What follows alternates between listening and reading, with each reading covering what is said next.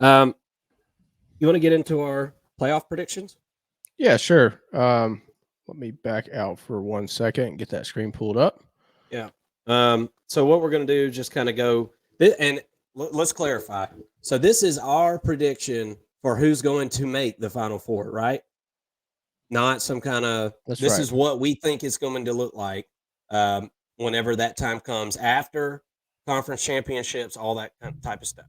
Um, so let's throw that bad boy on the screen. Um, is there one for each of us, Mason? Is this That's one right. mine? This one's Okay. mine right here. So Oh yeah, I was I'll gonna go say. ahead and walk you through my thoughts here and how I see it playing out. Again, this isn't if it ended today. This is how we think that it's going to play out. So Georgia's sitting at number one. I think that they get it done the rest of the way. I think they go undefeated, claim that number one seed. Ohio State at number two.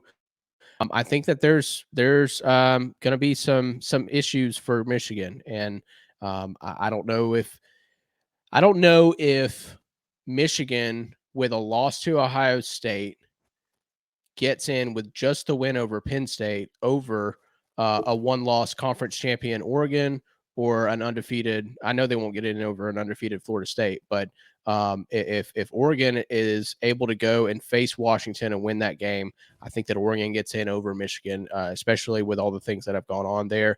I don't think that Michigan, without cheating, is able to beat both Penn State and Ohio State. I think that they lose one of those games, if not both of them. So that's my reasoning for having Ohio State in without a Michigan being in the fold here. Florida State, I think that right now they are on pace to go undefeated. I think that if this is the playoff that we see, I think that Florida State is the weakest of those four programs.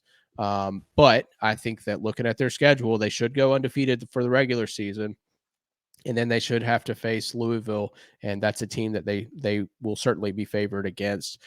So as for right now, I think I'd be smart to keep them at three. And then we mentioned Oregon in our top 25 breakdown. I think that they're a really complete team. Actually, of these four, I feel like Georgia and Oregon are probably the two best teams. But with that loss to Washington, obviously, you kind of have to put them a notch below the undefeated teams, presumably, Yeah. in 1, 2, and 3 there. But man, that'd be a hell of a playoff right there. I'd love to see Kirby versus Dan Lanning. As a Georgia fan, that's a really scary matchup for Georgia. That's I think a really complete team, and I think that Georgia would welcome the challenge. But as Georgia tries to stay perfect for one more season, I think that a team like Oregon could certainly disrupt the perfect season here and the three-peat. Yeah. Quentin, I see your comment there again. Oregon has only beat one team with a winning record, and that was Utah. Um, yeah, I hear you. And Michigan, I don't think has played a ranked team this year. And everybody said that Georgia's schedule was the easiest schedule of all of them to start the year, and Ohio State's best win is um, against a Penn State Rutgers? team that's probably going to lose again this Oh, weekend, yeah, and a sorry. Notre Dame team that hasn't been very good. I think you can pick apart, especially Florida State. God dang, who have they played?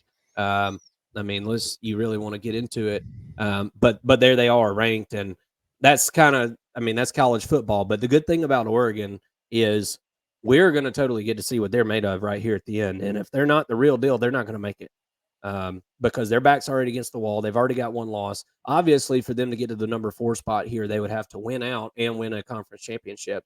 And at that point, there's no doubt about it that they would be a deserving um, they would be a deserving team. If they win against USC, they avenge their loss against Washington. They've got Oregon State that would have to beat. So if they go through that gauntlet right there, then they are absolutely in there. And Quentin said, full disclosure, Texas fan here.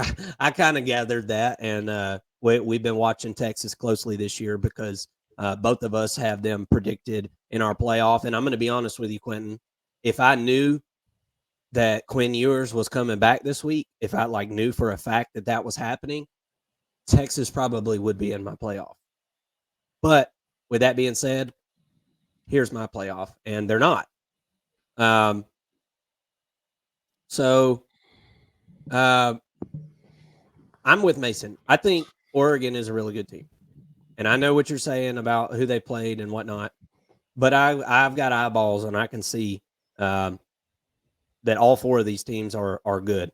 Ohio State seems to me to be, I think, the weakest link right now, and I think that's kind of, to call them the weakest link is kind of tough.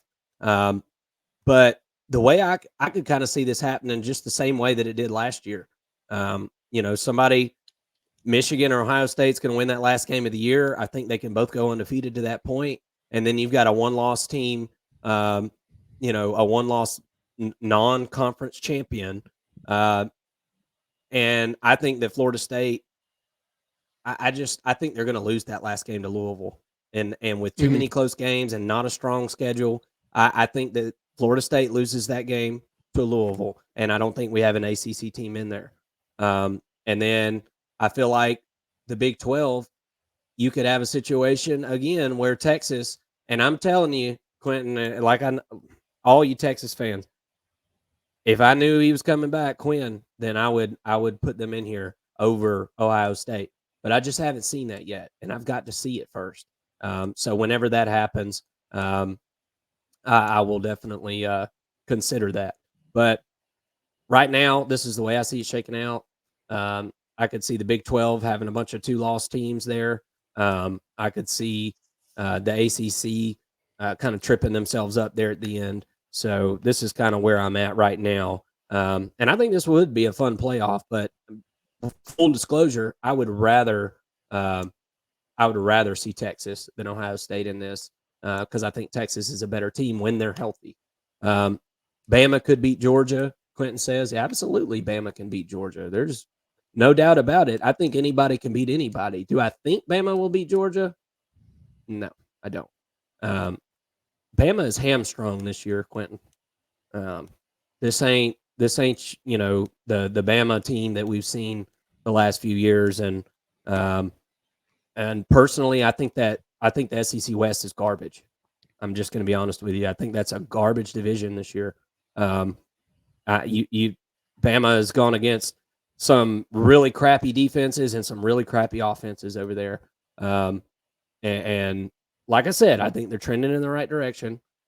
Bama's defense might be a little bit better than Georgia's. I think they're probably better in a different way. I wouldn't say better necessarily overall. I think they're two different styles a little bit.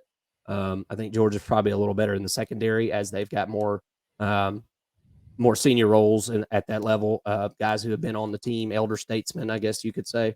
But I think Alabama's front seven is better than Georgia's. So appreciate that feedback there, Quentin, and love talking football. I appreciate that.